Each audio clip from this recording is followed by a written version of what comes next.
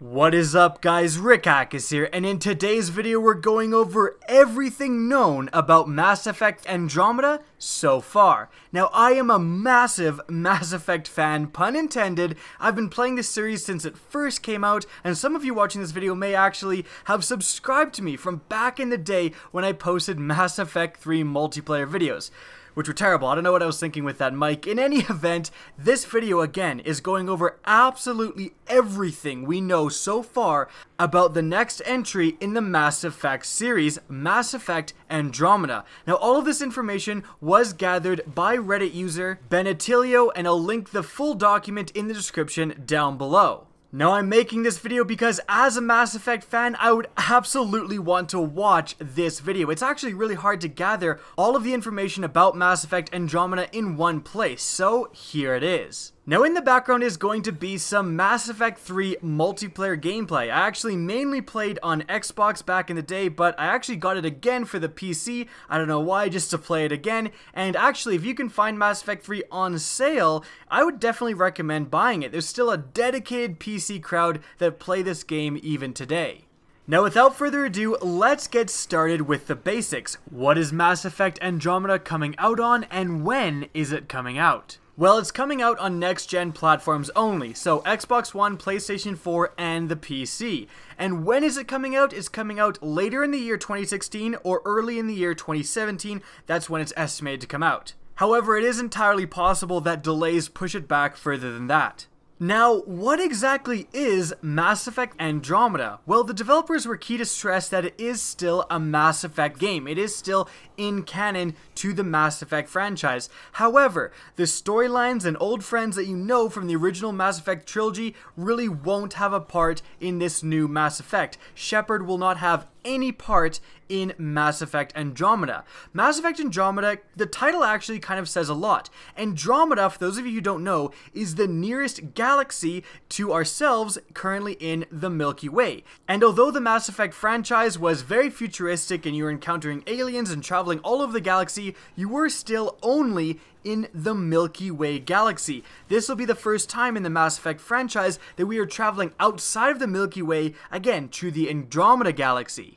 So Mass Effect Andromeda will have a huge emphasis on exploration, and the developers have said that they've took inspiration from Mass Effect 1, where, if you can remember, you could actually go to all of these different unexplored planets and actually drop down on the surface in your Mako explorable vehicle, and then actually get out of the vehicle. And some of these unexplored planets had buildings, some had basically nothing. It was actually a really cool experience, just kind of exploring the galaxy. This is opposed to Mass Effect 2 and 3, which really use these other planets more to just gather resources than to actually explore. So the exploration is really key, again, in Mass Effect 3 Andromeda, but it's been turned up to the nth degree. You're no longer just exploring these random planets, you're exploring an entirely new galaxy and carving out some colonization opportunities for humanity. And let's now dive more specifically into the Mass Effect 3 Andromeda story. Again, there isn't really any ties to the old Mass Effect 3 trilogy, although you are still in the Mass Effect 3 universe, so there'll be returning alien races like the Krogan, although you won't actually have returning Krogan characters like Rex, who a lot of you killed anyways. Now, as I've said, you're exploring the Andromeda galaxy, but specifically you're exploring the Helios cluster, which is a cluster of about 100 solar systems within the Andromeda galaxy, so you're not going to be able to go throughout the entire galaxy. Now, your goal in doing this is to establish colonies for humanity. So you're setting up colonies, you're gathering resources to build these colonies, and you're encountering all of these different alien species. Again, we're on an entirely different galaxy, so there's going to be entirely different species. And I found it very interesting that the developers actually said you're going to encounter a lot of species who haven't actually achieved spaceflight yet. So there's kind of proto-spaceflight, kind of, you know, pre-humanity or humanity even as it is right now. So they're just starting to explore space, those type of alien races. And not all alien races will be intelligent. It's entirely possible that you land on a planet full of giant blood-seeking reptiles, like who don't talk at all, who just want to kill you. But that is exactly what makes this game so awesome. Now, establishing these colonies and expanding humanity's reach in the Andromeda Galaxy is almost kind of like a strategy game. You can actually make all of these different types of settlements. For example, you can make recon settlements, which will actually kind of move back the fog on where you can explore. Again, just like a strategy game. You can make mining settlements, which will increase your resource production, allowing you to make even more settlements. And you're also thrust into an unknown political landscape, so you're going to find alien races that are fighting each other, at war with each other, and you may actually have to pick a side. You're going to try to form alliances with these alien races, try to like coexist with them, or go to war with them and try to destroy them. Let's now focus on your character, who you'll be playing in Mass Effect Andromeda. Now, the Mass Effect franchise is known for letting you customize your character and letting you really choose a path for your character. But an interesting thing to note is that in the original trilogy, you started the game as a hero before you ever touched the controller. Shepard, just his story arc was actually, he was a war hero before you ever started to play him, making him even more of a war hero, but I digress. In Mass Effect Andromeda, you don't really start out as a hero. Yes, you're combat trained and I'm sure you have some important skills, and obviously humanity trusts you enough to give you a team and tell you to explore an unknown galaxy, but you don't actually start out as a hero. You become a hero throughout the game. And on that note of becoming the hero yourself, or in Mass Effect's case, becoming the villain, there's actually greatly improved dialogue and conversation options, which were, of course, a huge part of the Mass Effect franchise. Now you can more readily interrupt conversations, kind of saying, hey, stop there, I want you to do this, or stop talking, let's just go. And you can also really kind of perform action, so you can pull out your gun, for example, and force someone to open a door, rather than just try to convince them to do it. There's actually an increased focus on customizing your character. You're going to be able to customize a lot of different aspects of not only your gear, but your weapons as well. So as you explore the Helios cluster, you'll actually find blueprints and artifacts that will let you improve your gear. For example, you can improve your leg armor and actually add the ability to jetpack in Mass Effect Andromeda. And there's actually some leaked gameplay that I may or may not have seen, and yes, there is a jetpack in the game. Now let's move on to your squad mates. Now your squad mates in Mass Effect Andromeda are going to behave very similarly and kind of function very similarly to how they did in Mass Effect 2, where building relationships with your squad mates was really important. They're not just hired guns, you actually have to gain their loyalty. In fact, and there is kind of spoilers ahead, just so you know, but specifically, apparently there is a squad mate called Drac who is a Krogan squad mate of yours. Now, the example that was given by a playtester is that you actually had to gain the loyalty of Drac by helping a Krogan colony ship. Remember that if humanity is colonizing Andromeda, it's likely that the other alien races are colonizing Andromeda kind of at the same time. And although you aren't really at war with them, and in fact you may actually work together, there may still be some power struggles throughout the alien races. In any event, helping Drac get the Krogan colony ship back to its rightful owners will increase in loyalty and actually unlock a new skill tree for him, making him a more powerful asset to have. Again, this is very similar to Mass Effect 2. However, it is hinted that there may be more than one loyalty mission for all of your squad mates. So having conversations with these characters, with your squad mates, kind of unlocking more and more stories will improve them more and more and more.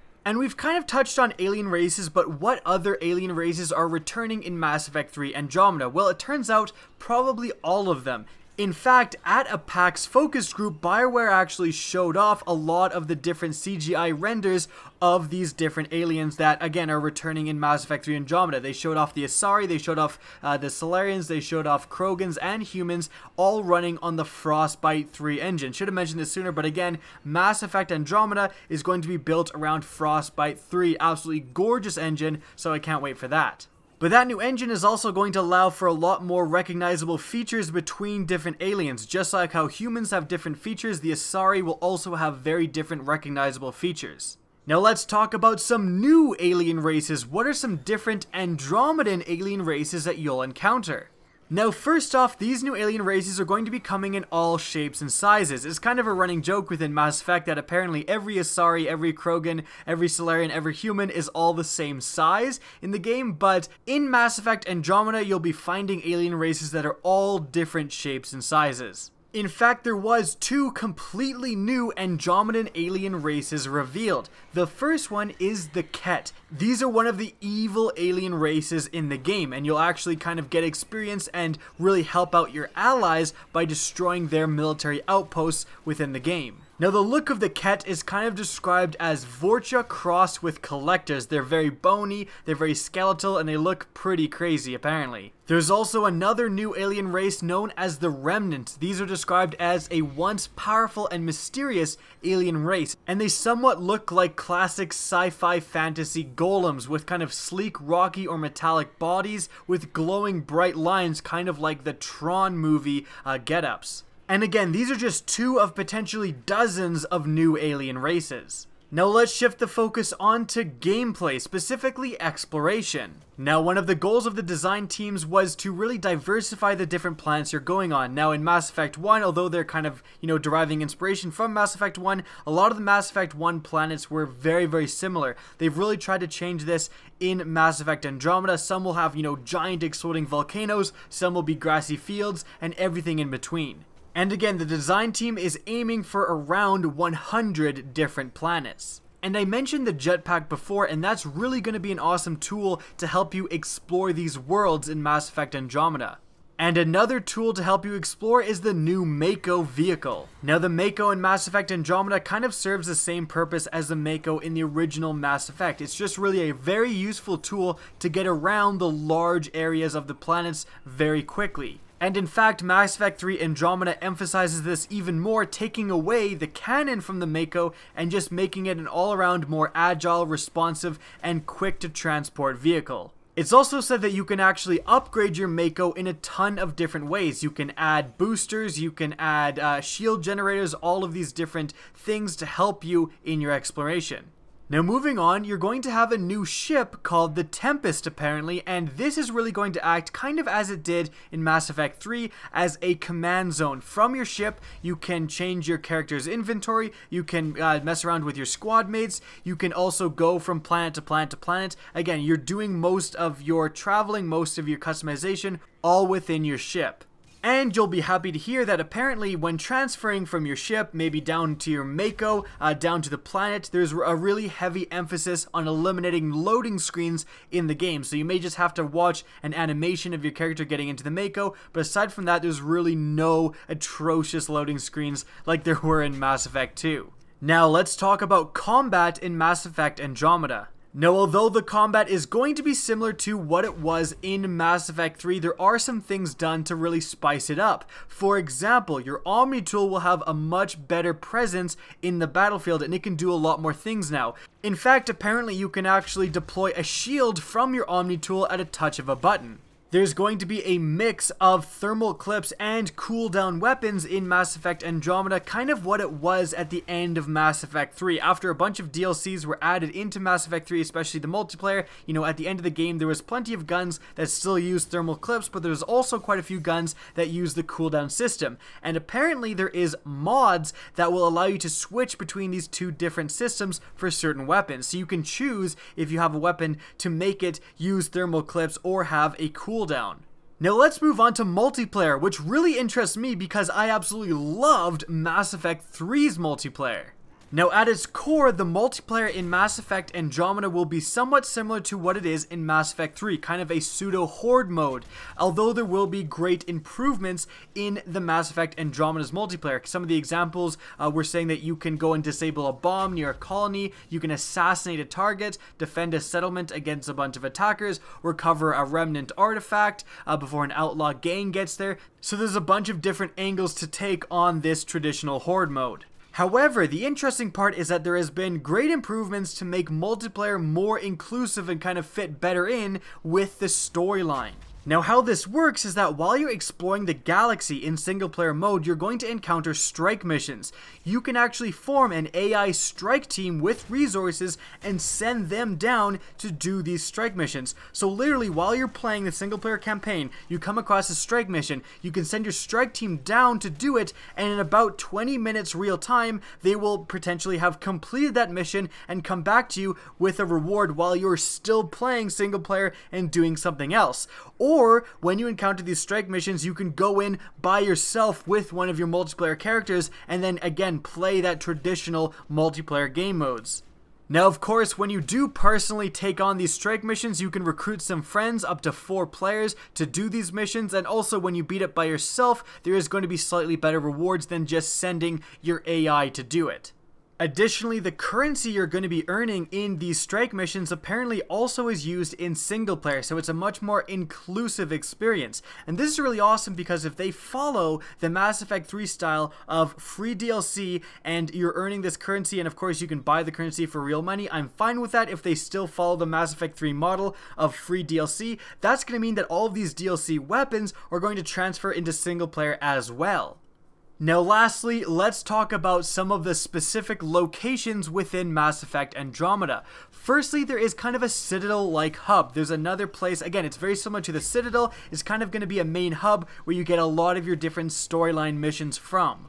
Now there's actually also ancient alien vaults located around the playable space. You go down to these vaults and you actually have to kind of activate these monoliths, and then you can explore these vaults, and they kind of actually sound almost like Destiny raids. While doing these vaults, you encounter the alien species guarding them, so you have to fight with them. There's also a bunch of booby traps and puzzles that you have to complete to get to the very end of the vault, where you're going to be rewarded with some awesome loot. And lastly, space. Not only is there a bunch of planets to explore, but there's also going to be derelict spaceships and asteroids that you can apparently go to as well. And that is everything we know about Mass Effect Andromeda so far. I hope you guys enjoyed this video and found it informative. If you did, please remember to help me out by simply rating or sharing this video. Now, if you want to see more Mass Effect content in the future, don't be afraid to slap that subscribe button. If you want to get in touch with me and keep up to date with the latest channel activity, the best way is to follow me on Twitter. That's linked in the description down below, as is my Twitch channel, which you can also follow. Again, I hope you enjoyed the video, and as always, have a good day.